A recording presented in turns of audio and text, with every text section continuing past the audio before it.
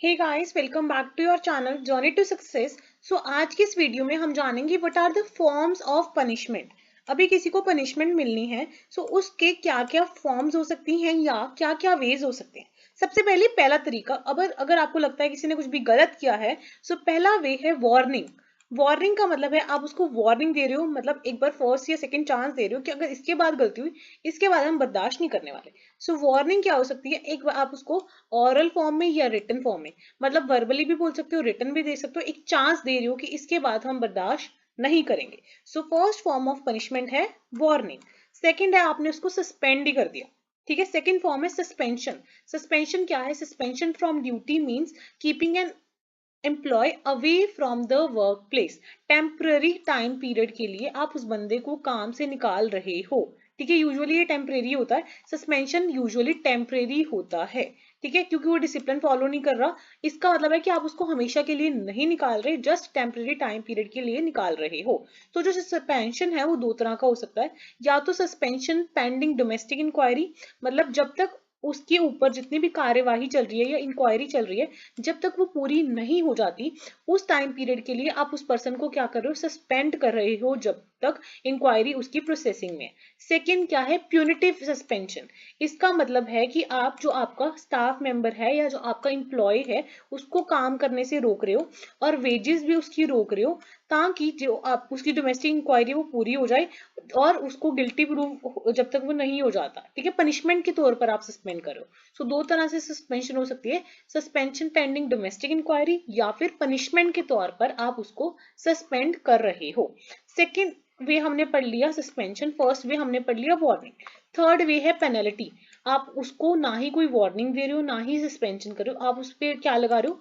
Penalty लगा रहे हो। जो भी अप्रोप्रिएट पेनल्टी बैठती है उस पर्टिकुलर मिसकंडक्ट के लिए या उस पर्टिकुलर गलती के लिए, ठीक है, आप उस पर वो लगा रहे हो। इसमें आपको क्या है? एक्सेसिव पेनल्टीज नहीं लगानी। फॉर एग्जांपल आपने उसका इंक्रीमेंट रोक लिया, या फिर उसको प्रमोट करने की बजाय डिमोट कर दिया, या फिर उसका अभी अभी प्रमोशन होने वाला था उसका प्रमोशन रोक लिया।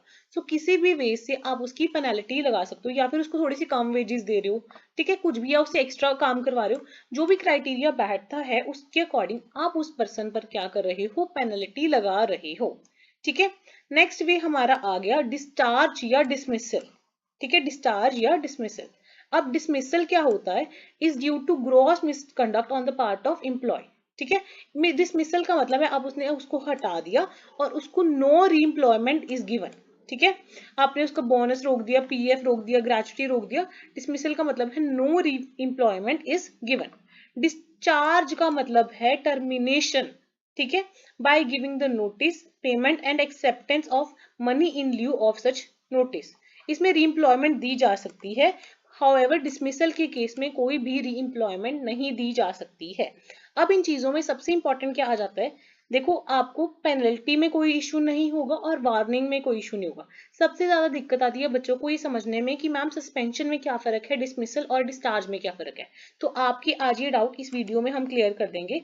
सस्पेंशन का मतलब है आप उस पर्सन को टेम्परेरी टाइम पीरियड के लिए हटा रहे हो। So suspension is usually temporary in nature. ठीक है, सेकेंड पॉइंट, जब हम डिसमिसल की बात करते हैं, डिसमिसल में आप उसको दोबारा काम पर नहीं रख सकते। सो डिसमिसल में नो री एम्प्लॉयमेंट इज गिवन, मतलब आप उसको दोबारा काम पर नहीं रख सकते। डिस्चार्ज में क्या कर रहे हो? उसको आप री एम्प्लॉय कर सकते हो। सो यूजुअली डिसमिसल में आपने उसकी सारी चीजें रोक लेनी है, पीएफ ग्रेचुटी सब वगैरह सब कुछ रोक लेना है, और साथ में उसे कभी भी काम नहीं देना है। समझ आ गया इनमें डिफरेंस?